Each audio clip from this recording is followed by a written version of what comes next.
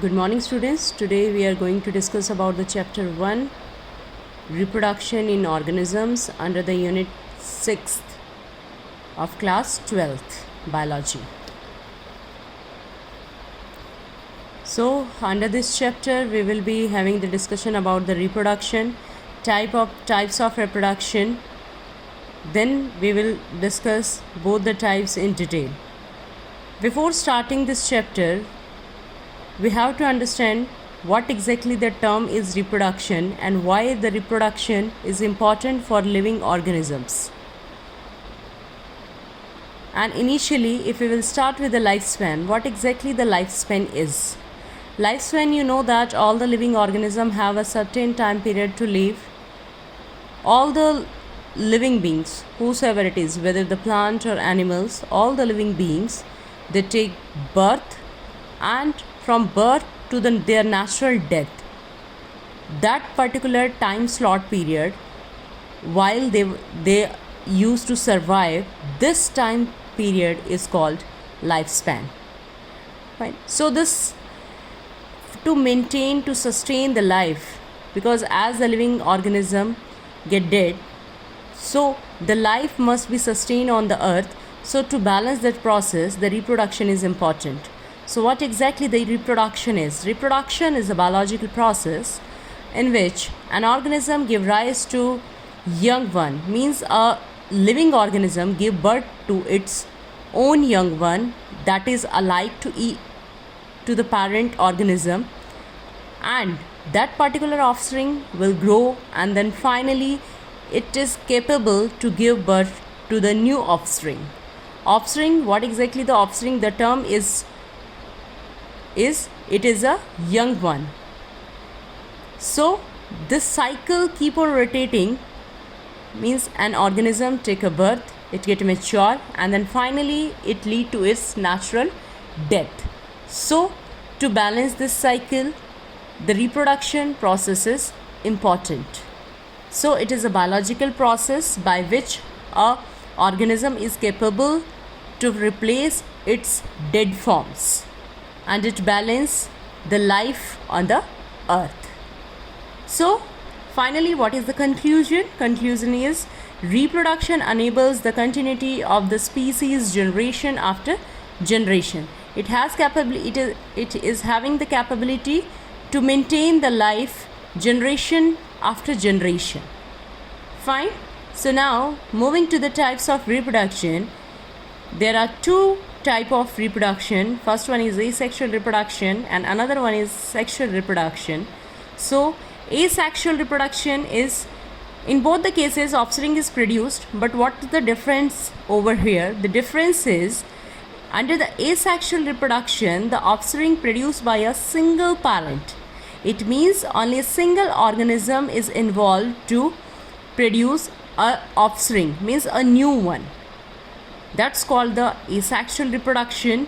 And when the two opposite sex, the male and the female, when both opposite sex participate to produce a new offspring, so that time it is called as sexual reproduction. So now we will be talking about asexual reproduction. First we will cover all the types of asexual reproduction, then we will be discussing about the sexual reproduction. So asexual reproduction means, as I have talked about that, asexual reproduction means a single parent is involved. So if single parent is involved, what will be the result? What type of the offspring will be? It will be identical, either identical or it will be the exact same copy of the parent. Cell means it will be very much identical. Fine, we cannot distinguish between the parent and the offsprings. So that is called the asexual reproduction. If we will take the example of a field, if we will go to any wheat field or sugarcane field, then what will happen? So if I'll tell you to differentiate between the sugarcane, will you be? Right, you won't be. You cannot distinguish between the two sugarcane plants. Fine, that exactly because these are produced by the asexual reproduction. So now moving to the next term, that is the clone. In movies also you have heard about that. In cartoons, serial also you have heard about this term, clone. Clone, what do you mean by the clone? Clone is used to describe such morphological and genetical similar individual. It means there will be the morphological means external features as well as its genetical features will be exactly same. You cannot distinguish between the two copies. So that time it is called as a clone. That is a type of asexual reproduction. Fine. If now we will moving to the types of asexual reproduction. Under that, first we will be talking about the budding. And budding, we have taken the example of yeast. We will discuss the budding process in the yeast. It is type of asexual reproduction. Fine. If you are able to see here, this is the parent cell, and the parent cell it consists of the nucleus inside and the cytoplasm over the cell. As you know that yeast is a single cell microorganism. So this is the single cell only. Then what will happen? First this nucleus will try to stretch it out. It will start stretching. Then further it will extend and detach. The nucleus will divide. And then finally the cytoplasm also divide. So here what will happen? The two daughter cells. It produces the two daughter cells, and these two daughter cells will be exactly same of the parent cell. Fine. Here two major events takes place. Once when the nucleus get detached. When the nucleus get detached, that time it is called as the karyokinesis.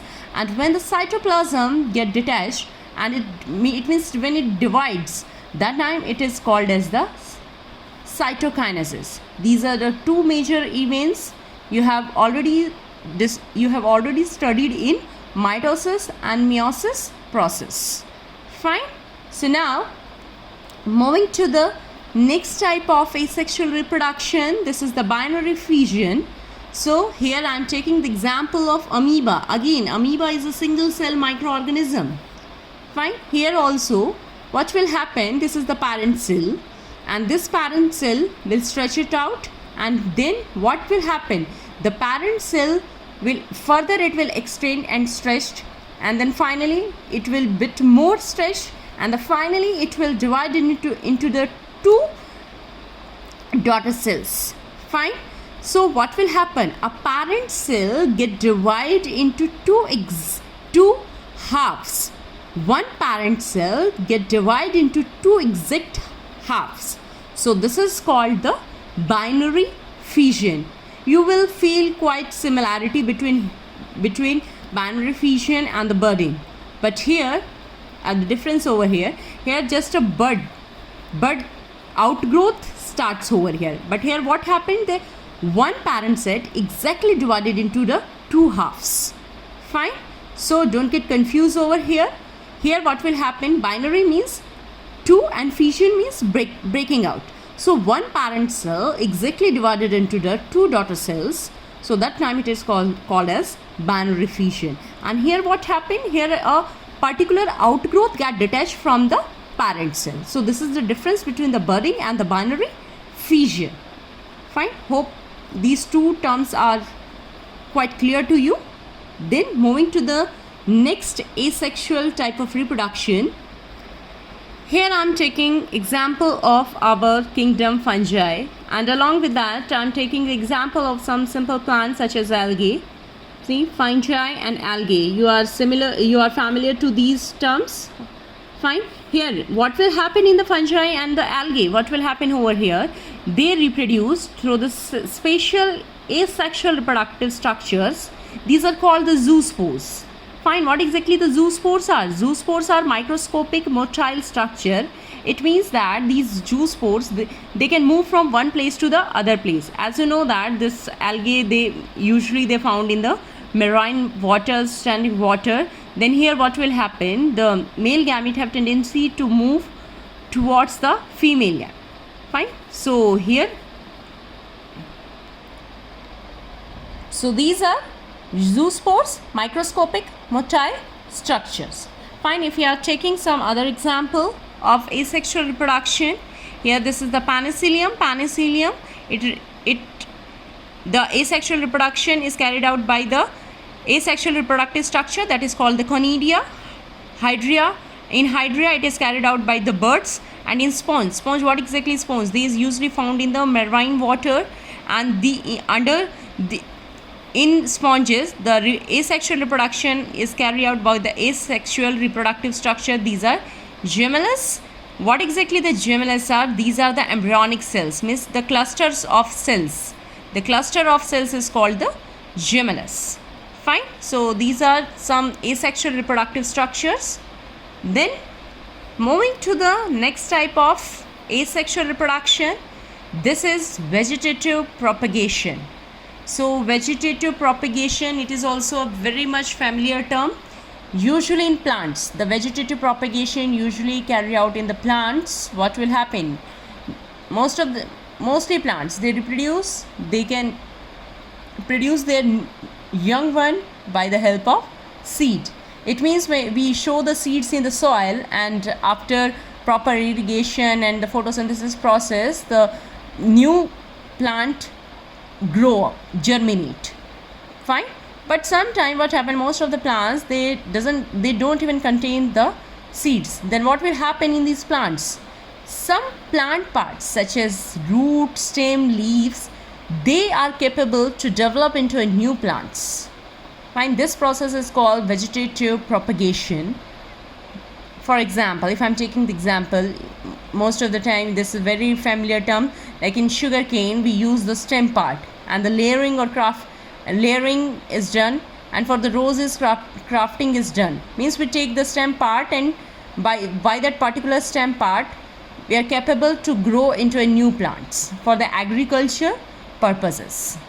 And this is all about the vegetative propagation. In one more example, if we are taking off the leaf, so if you have heard about the plant Bryophyllum, this plant get developed by the leaf of the plant. It means a single leaf get converted into a new plant. So this is called the vegetative propagation. So these all whatever we have talked about, this is the types of asexual reproduction, and in the next class we will be talking about the sexual reproduction and its types. So I hope that you understood the concept. If you have any query, kindly let me know. Thank you and have a good day.